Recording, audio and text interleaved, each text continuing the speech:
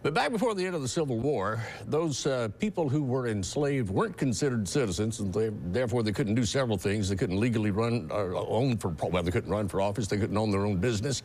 They couldn't patent their own products. That was another thing. Well, I paid a visit to the two Mississippi museums to see a couple of examples of how things changed once they were freed.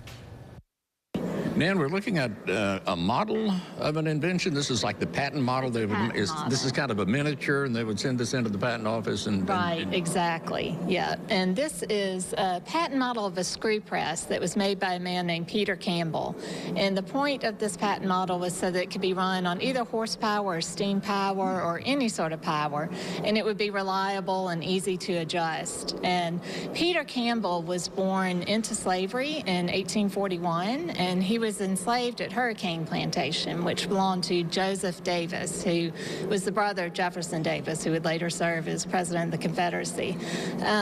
But before emancipation, slaves were not allowed to get patents on their own. In fact, there was another slave on Hurricane Plantation named Benjamin T. Montgomery, who invented a new propeller, boat propeller. And Joseph Davis tried to get a patent in Montgomery's name on the propeller, but because he was a slave and not considered a citizen, he couldn't get the patent. But after emancipation in 1879, Peter Campbell was able to get a patent on this screw press. And where was he living at the time that he got the patent? On Hurricane Plantation. Okay, he so stayed there after emancipation. It's in Warren County.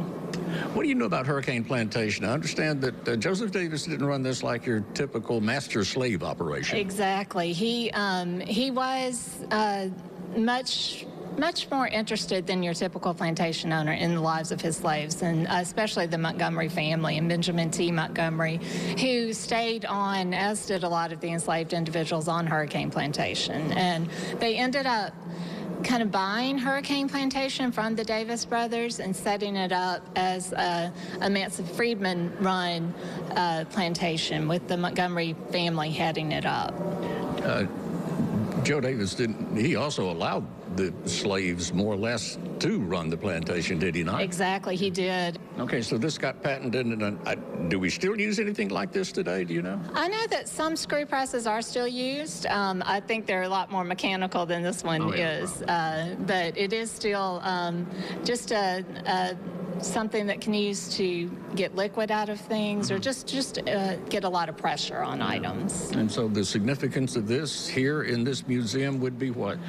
This is our area on Reconstruction. So we talk about what life was like for the freed slaves after the war and how they started living their own lives instead of the lives of their masters. But you do have an invention here in the museum. It's in the Civil Rights Museum. Let's go take a look at it. Okay, great. Now, this is another invention that was invented by a person who was formerly enslaved. Tell me about this. Yes, this is a baling press patent model that was made by Charles Thomas Christmas, who lived in Riverton in Bolivar County, and he invented this in 1880. And we know that Christmas was born in Louisiana, born enslaved in the 1820s, and he was moved to Bolivar County, but he stayed in Riverton after emancipation, and he invented this model right here. It's by the cash register.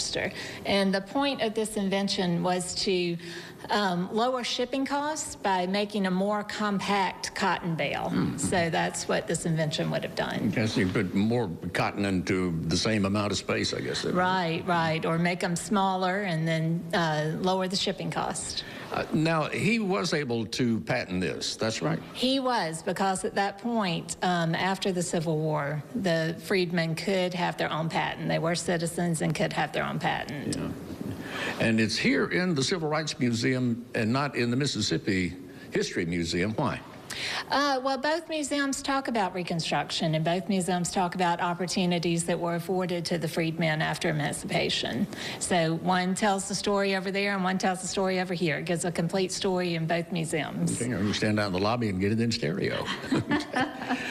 Tell me about this room that we're in.